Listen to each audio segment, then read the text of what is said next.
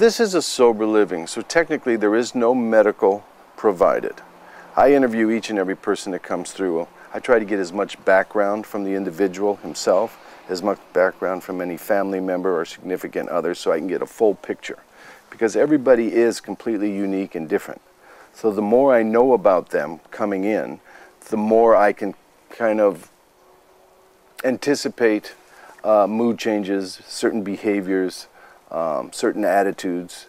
I would like to have explanations as to what they might be up against inside themselves. So I don't.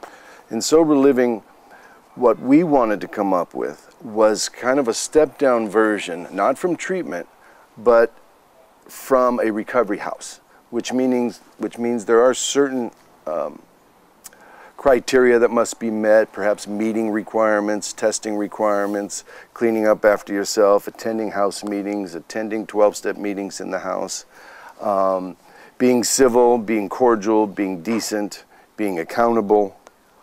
And that was new at the time. We provide the environment of understanding first, of compassionate, of encouragement. You know, we can see some pitfalls perhaps that the individual does not know they are about to step in. Or they may be thinking they're doing all they can when really they're doing the same thing they've done before, only they don't have the inebriated behavior that went with it. Through the years, we learned a lot about how to meet the individual where they are, because we know how serious this disease is. We've lost too many people to death. Regular people, good people, young people, old people, either by their own hand or perhaps there was an unfortunate accident that because an individual was inebriated, they harmed somebody else. There's the chance that they may die out there. Most of the deaths that we have incurred here, and they are numerous, none on the property, but we hear. 5% of the 800 people that have gone through here in 17 years have died of overdose.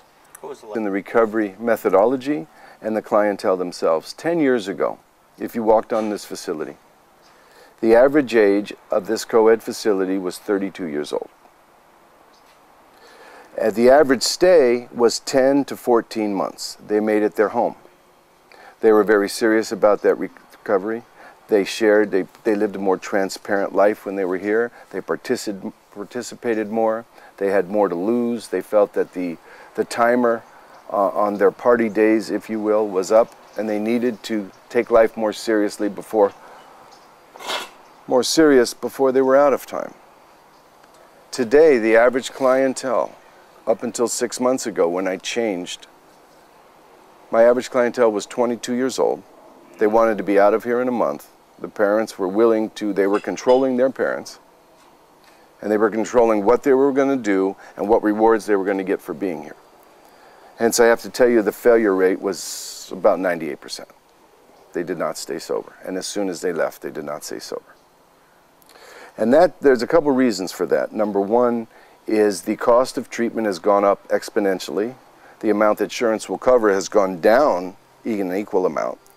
So the parents get fed up and they don't know what to do with these kids and they can't deal with them anymore, so they put them in sober living. The problem with that is they're not ready to face the truth about themselves because they're living in delusion that there is no problem, that they will be rescued anyway, and this is all their parents can afford, and the parents are done parenting them.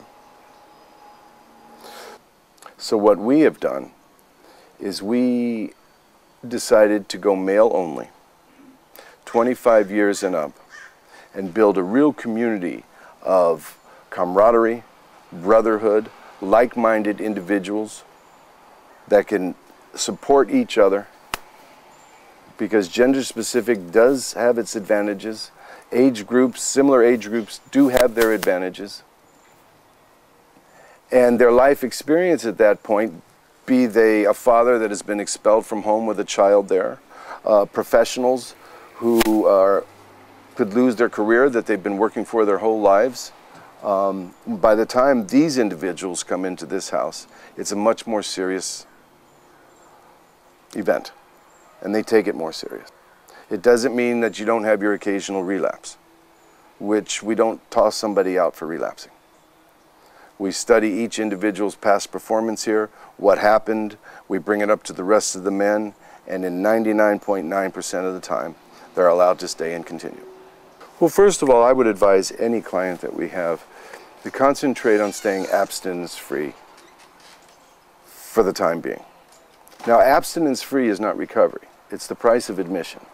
I will not have the ability to exert myself, to self-analyze, to invite another human being to sponsor me, to listen to me, to give me constructive feedback, because what that individual needs to do before anything else is make a commitment to his sobriety and prove to himself that he can stay sober.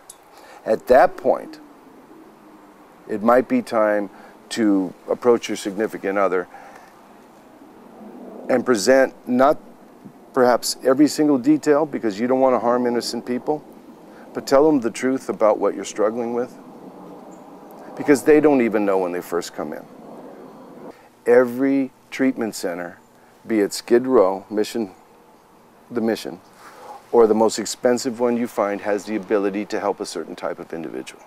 The reason we changed to male only is because I wanted a certain male of a certain age that had the ability to hear, to understand the seriousness of his illness, that perhaps has something to lose, so he's more invested in working hard.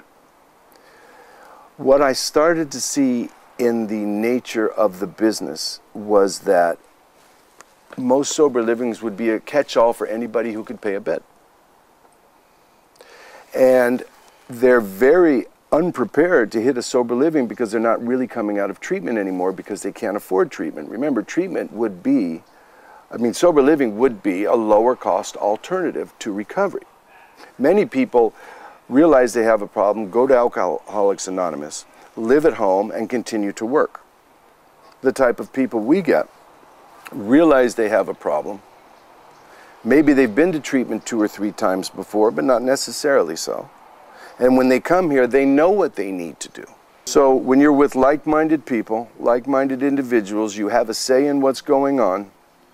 And ultimately, either you're going to apply yourself or you're not, which is sober living. It's safe, supportive housing, does not supply treatment, does not supply therapy, does not supply doctors, does not supply food. It supplies a caring, compassionate community of like-minded men. I have one other man with me. He's 20 years sober, so between the two of us, we have 52 years of recovery experience.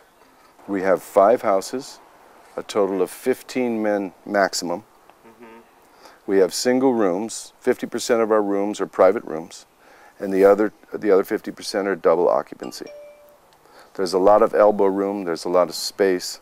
The thing about working with human beings and emotion and the spirituality and mind and problems and issues that all human beings have is when you share yourself with another human being week after week, month after month, in some cases year after year, you know them very well, they know you very well, you've cried together, you've laughed together, you've reprimanded them, you've picked them up, you've apologized, you've accepted apologies. You don't necessarily see the results in that year or 2. Sometimes you do. It's a blessing when you do. And if I can't see results, I make sure that I'm trying to plant seeds. And these